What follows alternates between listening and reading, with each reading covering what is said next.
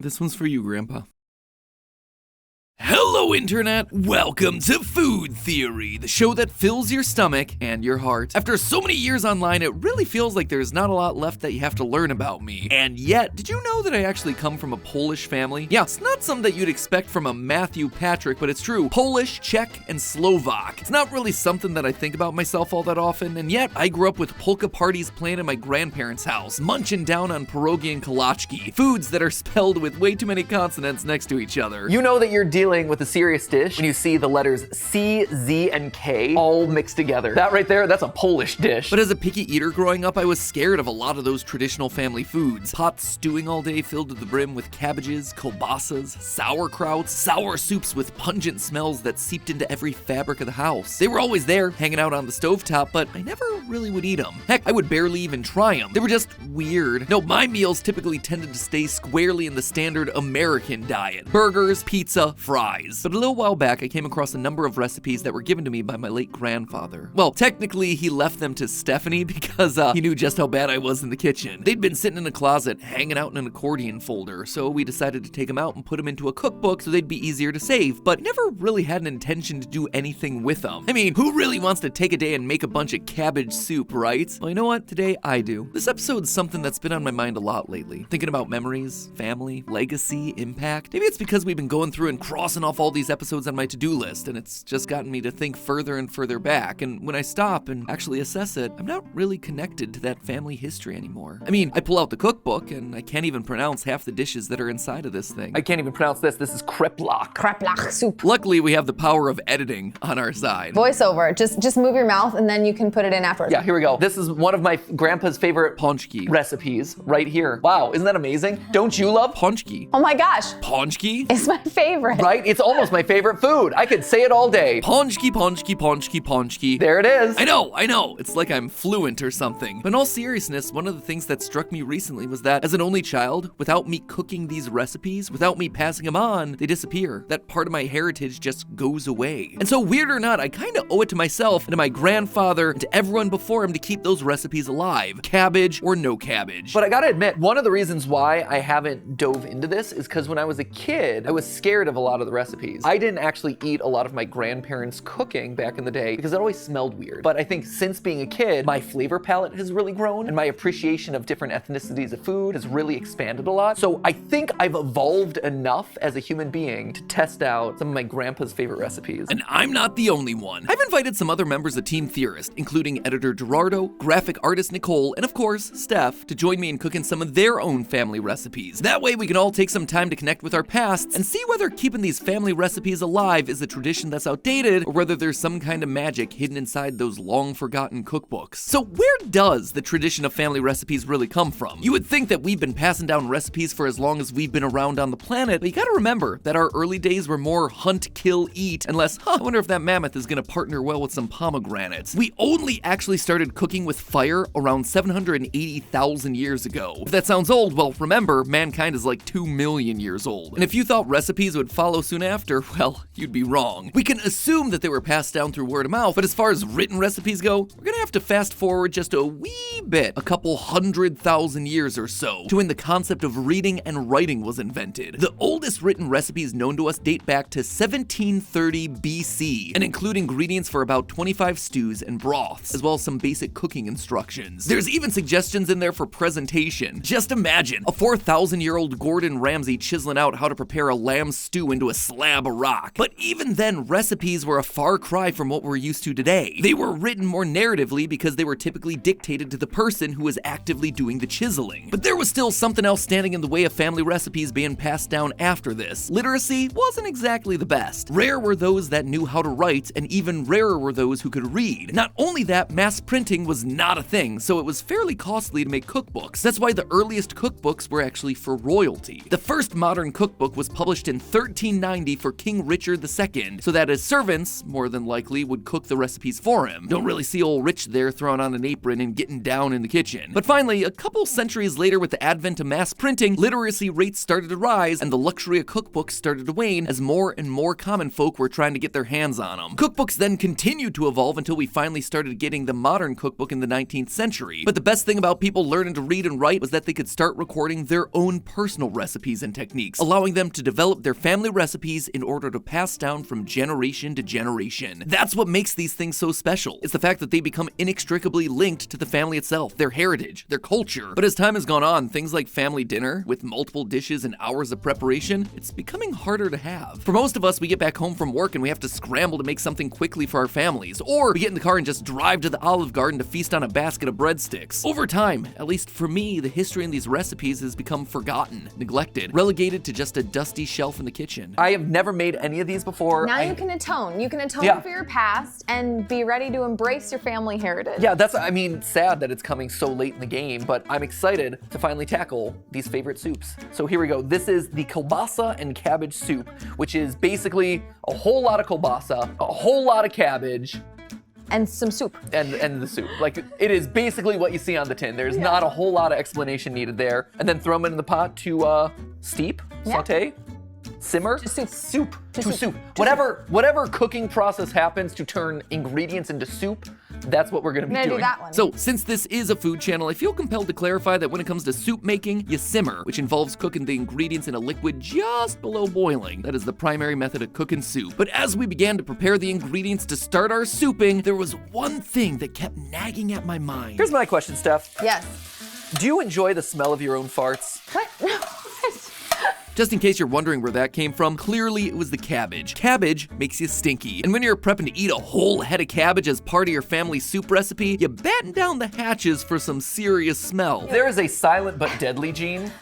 I got that. It's pretty odoriferous. Is this coming up as you're like one of your last ever food theories because you're like basically nothing matters anymore? There are no stakes in this show at all. But there is a lot of kielbasa. No stakes. If I'm going out, Wow. I'm going out with a bang and a toot. Plumbing your family's past, you're just gonna make sure that everything is accurate. I'm not plumbing the past, I'm cleaning the pipes. So I think the kielbasa's brown.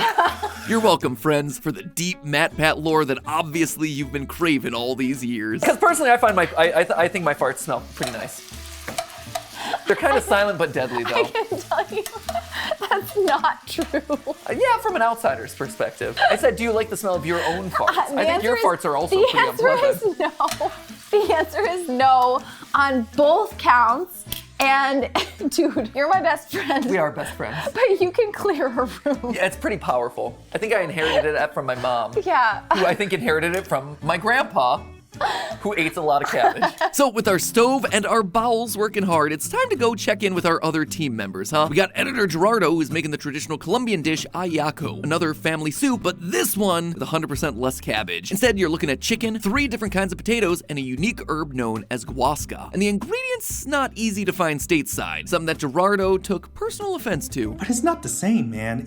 You just have to feel it. Going a little further down geographically, we have Nicole making charquican from Chile. And that's Chile, the country, not chili, the dish. In fact, this dish contains no chili. Instead, it contains potato, pumpkin, corn, and most importantly, charqui. What's charqui, you ask, and why does it sound like I coughed in the middle of saying the word jerky? Well, because they're one and the same. In fact, jerky is derived from the word charqui in Quechua, the indigenous language family from the Andean region of South America. But perhaps the craziest thing about Nicole's dish is that she's going purely off memory from a very long time ago. I haven't tried this recipe in over 16 years, since I was like 19 or something. I don't even remember how it tastes. I just remember slight memories of this dish. But yeah, I am pretty excited. If I tried going off book for the recipe that we're preparing, this episode would have just been me running around 16 minutes with smoke detectors going off. Good on you, Nicole. But back to our kitchen, where it's time for us to get started on the final dish of the day, Stephanie's bacala fritters. So now that my family recipe is on the stove, it's time to switch over to Steph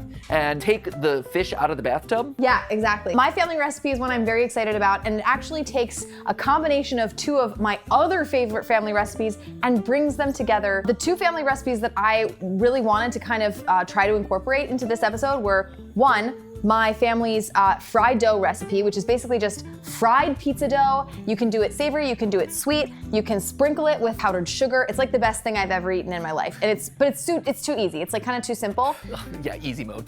On the other end of things, I wanted to incorporate my dad and my grandma's bacala recipe. So bacala, if you're not familiar with it, is dried salted cod. You buy it outside of the refrigerator section. It's literally like a salted preserved fish, and it comes in this big slab. Do you buy it? Where are you finding this? Yeah, you can buy it at some specialty grocery stores. We get it at the Asian grocery store because they also use dried salted fish. It's the same kind of thing. It's also in South America. It's in Mexico. I mean, everybody like has versions of bacala, and so it's actually like not that uncommon, but it's pretty uncommon in the US. So we got some. And the way that you prepare it is first you have to get all the salt out before you can actually use it. And you could do that by just putting it in a big pot and leaving it to soak for a while. But if you're doing it the real grandma way, you soak it in the bathtub for 48 hours. And so that's what we did. We took it downstairs to the office, we chucked her in the bathtub, and you change the water every few hours and stuff like that,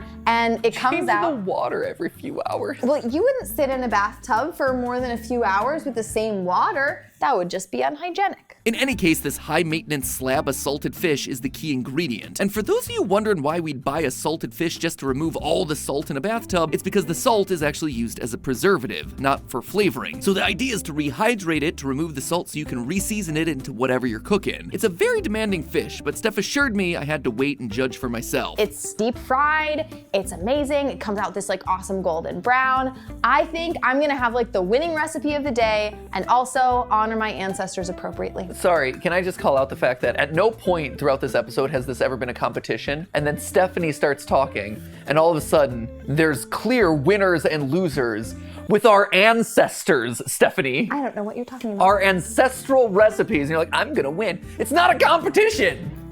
Is it not though? Stephanie's Italian side is showing hard in this episode. But in all honesty, once we started cooking and trying the components, her recipe was delicious. Before you go for it, I'm gonna take a little bite of this guy. Yeah, try it. Ooh. Yeah, it's really good. Oh, that's really good. Ooh, it is crispy on the outside and gooey on the inside. It's really good. Oh, that's pleasant. That's a really nice texture. Okay. Gotta admit, I was getting pretty hyped for this one. But then I remembered that smack dab in the middle of that delicious dough, we were gonna be putting a bunch of salted fish. Yum? I decided to mix it up just a wee bit from that and make some with Nutella and marshmallow. Not to knock the family recipe or anything, but if I'm frying dough, I'm making it into the most delicious donut fair food thing that I can create. But just by looking at these things, you could tell that they were gonna be delicious. Stephanie, how's it feel? It feels great. I'm so excited to have accomplished this. It feels exactly the way the recipe said it would be. Like, I feel like I really stuck to it and did it exactly the way you're supposed to. I'm just excited to taste them. I'm so proud of myself. They look so nice. Right? They're really cute. Yeah, and you're supposed to eat them right after you cook them, and we've just gotten them out of the oil, so I mean, I think this is exactly the way they're supposed to be served. And I think one cool thing that's worth calling out here is even though we're like pressed for time and in terms of the shoot and things like that, we took extra time to experiment more with it. We were having so much fun with it, which I think is really noteworthy. Yeah. In our hectic lives, we're like, oh man, we have so many things to do. We're like, hey, this is kind of cool. What if we throw in this, or what if we throw in that? We got a cheese one in here, we got a Nutella one in here, we got a marshmallow one, a plain one. I'm really excited. So you also don't know what you're gonna get. You might get salty fish, you might get salty anchovy, you might get a little dessert. Like in every flavored jelly bean challenge with salty fish, joy. But for as unappealing as all this sounded on paper, when everything was out of the frying pan and into my mouth, my reaction says it all. These little dough balls were outrageously good. The chewiness was out of this world. And the salty fish, great. Stephanie's a big texture gal. Oh yeah, my favorite flavor is chewy. Stephanie's huge into textures.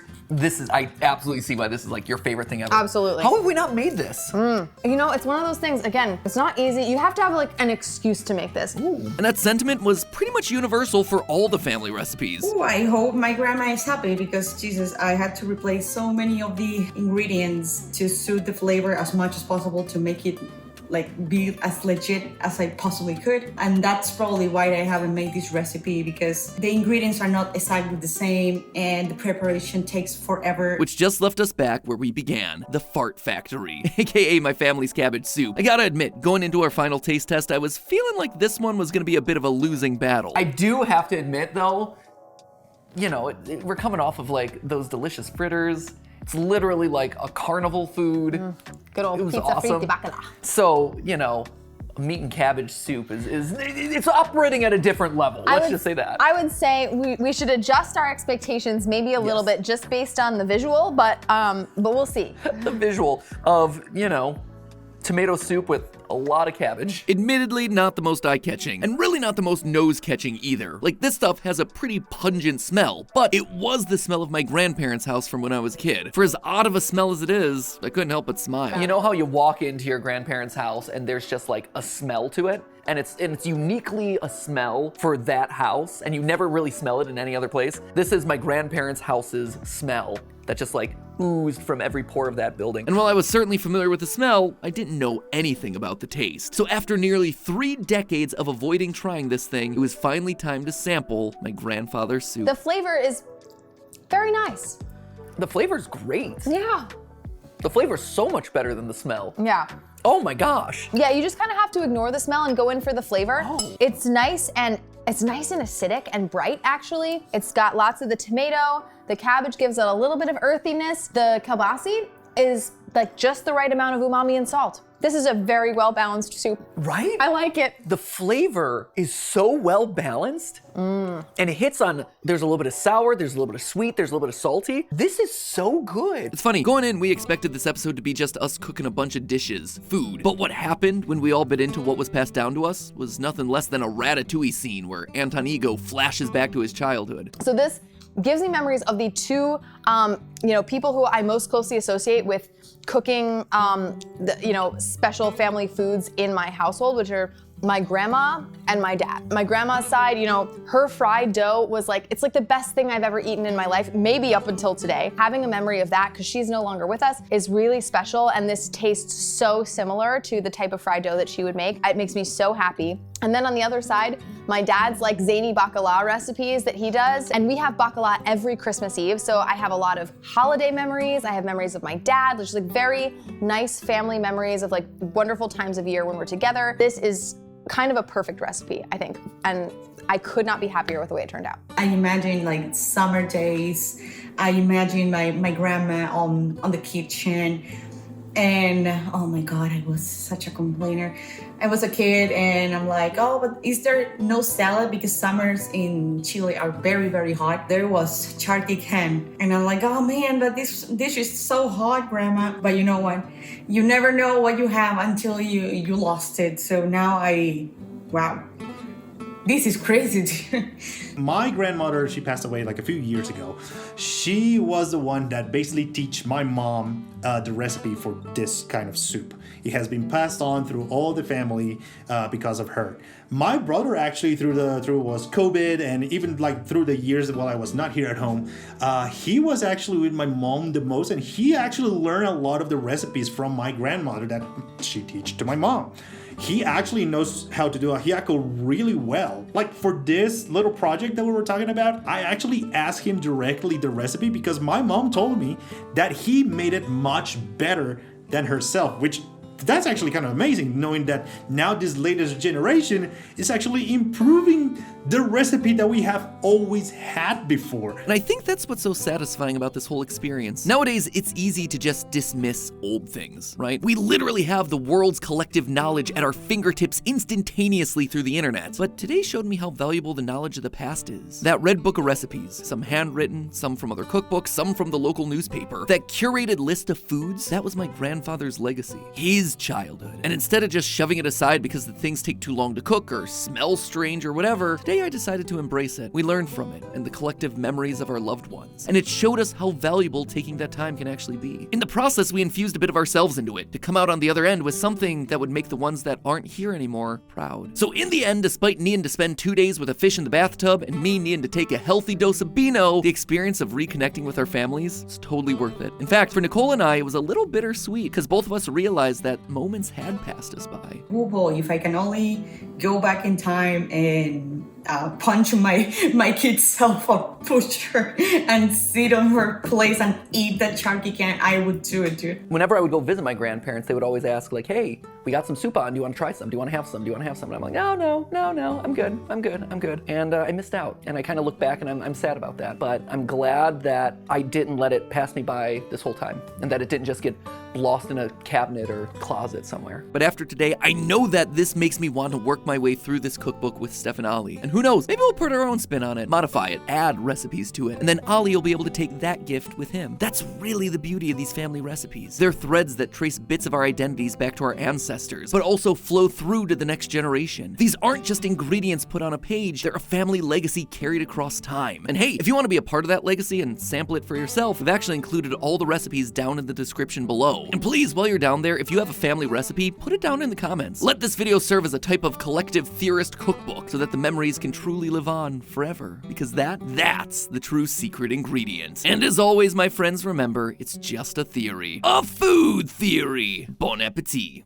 Before you go, I want to give a big thank you to Liquid I.V for sponsoring today's episode. I know we talked a lot about slowing down and not letting the fast pace of modern life get in the way, but you know what? Sometimes it does. Going back and forth constantly from your home to your office to meetings to your cookware store because you accidentally burned a pot making a family recipe, naturally you're gonna get dehydrated. And that's where Liquid I.V's Energy Multiplier comes in. Liquid I.V does an amazing job of acting as a midday energy boost right when you feel that 3 p.m. slump coming on. It makes you feel like a new person. And if you're like, well, that's great, MatPat, but my midday slump is bad, like cabbage soup smell bad, well, it's also got 100 milligrams of natural caffeine per stick to give you that extra push you need. All of that while actually hydrating you. You're focused, you're alert, you're ready to cook every darn recipe in your grandfather's cookbook. Speaking of things with unique flavors, the Yuzu Pineapple has got to be my personal favorite of the batch. But you don't have to take my word for it, you can just go out and try it for yourself. Whether it's the Yuzu Pineapple or something else, like the Mango Tamarind, you cannot go wrong with Liquid I.V. Thank you again to Liquid I.V for sponsoring today's episode, and as always, my friends, I will see you next week.